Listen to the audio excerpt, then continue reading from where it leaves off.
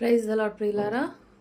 ఎఫెసీ గ్రంథము 6వ అధ్యాయము 12వ వచనంలో మనము ఈ వాక్యాన్ని చాలా చదువుతుంటాం, కానీ మనకు అర్థమే కాదు. మీరు అపవాది తంత్రములను ఎదిరించుటకు శక్తిమంతులగునట్లు దేవుడిచ్చు సర్వాంగ కవచమును ధరించుకొనుడి. ఏలైనగా మనం పోరాడునది శరీరులతో కాదు, కానీ ప్రధానులతోనూ అధికారులతోనూ ప్రస్తుత అంధకార సంబంధులకు లోకనాథులతోనూ ఆకాశ మండలముందున్న దురాత్మల సమూహంతోనూ పోరాడుచున్నాము. ఈ వాక్యం నాకు అర్థం కావడానికి 50 ఏళ్ళు పట్టింది. అయితే నాకు ఏ చర్చిలో కూడా ఏ పాస్టర్ కూడా ఈ వాక్యం వివరణ ఇవ్వలేదు, కాబట్టి నాకు తెలియదు.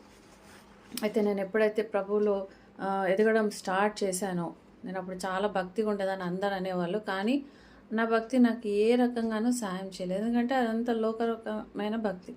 సో ఎప్పుడైతే నాకు దేవుడు లోపలి మర్మాలను తెలియజేయడం స్టార్ట్ చేశాడో అప్పుడు నాకు ఇవన్నీ తెలియడం జరిగింది. నేను గ్రహించడం కూడా నాకు ప్రభు సహాయం చేశాడు గ్రహించడానికి. అయితే ఫస్ట్ దీంట్లో 4 ఉన్నారు. 4లో మొదటిది ప్రధానులు. ప్రధాని అంటే ఈయన ఫాలెన్ ఏంజల్స్ అనుకోవచ్చు మనము. వీళ్ళు ఫాలెన్ ఏంజల్స్ అంటే ఎలా ఉంటారంటే పడద్రోయబడ్డ దూతలు, ప్రధాన దూతలు. ఇప్పుడు మిఖాయేలు ఒక ప్రధాన దూత, అలాగే లూసిఫర్ ఒక ప్రధాన దూత. అయితే వీళ్ళలో ఫాలెన్ ఏంజల్స్ ఉంటారు, పడిపోయిన వాళ్ళు ఉంటారు. మనము రోజు ఒక వ్యక్తి ఒక పవర్ గురించి మనం చూసుకుందాము. మనము శరీరాలతో మనం పోరాడము, శరీరంలో ఉండే దురాత్మలతోటి మనం పోరాడతామని నాకు అర్థమైంది. సో హియర్ ఇక్కడ ఫాలెన్ ఏంజల్స్ ఈ ఎలా ఉంటాయంటే ప్రధాని, ప్రైమ్ మినిస్టర్ లేక ప్రెసిడెంట్ ఎలా ఒక దేశం మీద లేకుంటే ఒక స్థలం మీద అధికారిగా ఉంటాడో, ఇవి కూడా అలాంటి అధికారాన్ని కలిగి ఉంటాయి. ఇవి ఇందులో చాలా ప్రిన్సిపాలిటీస్ అంటారు, మనం ఇంగ్లీష్లో అయితే ప్రిన్సిపాలిటీస్ అంటారు. ఇవి చాలా పవర్ఫుల్ ఉంటాయి.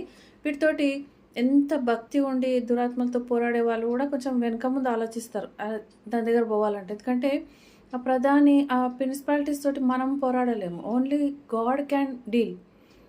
అలాంటి శక్తుల దగ్గర పోరాడి పిచ్చి వాళ్ళైపోయి చనిపోయిన వాళ్ళు చాలామంది ఉన్నారు. అంటే మనకు ఉందిలే శక్తి, పోరాడదాం అనుకుంటే అది కళ్ళ, అదంతా మనం పోరాడలేము. ఎందుకంటే యోగ గ్రంథంలో 40వ అధ్యాయంలో లెవియాతన్ గురించి, మకరం గురించి రాయబడ్డది. నువ్వు దాంతో పోరాడలేవని ప్రభువే చెప్పాడు. అంటే ఏంటి, వాళ్ళకి చాలా శక్తి ఉంటుంది, ఒక ఖండాల మీద వాళ్ళు అధికారం కలిగి ఉంటారు. ఇప్పుడు ఒక ఇండియా సబ్ కాంటినెంట్ అనుకోండి, ఒక 7 ఖండాలు ఉంటే ఖండాల మీద వాళ్ళు ఉంటారు అన్నట్టు. సో దీని గురించి మనము నెక్స్ట్ వీడియోలో ఇంకా డీటెయిల్గా చూద్దాము.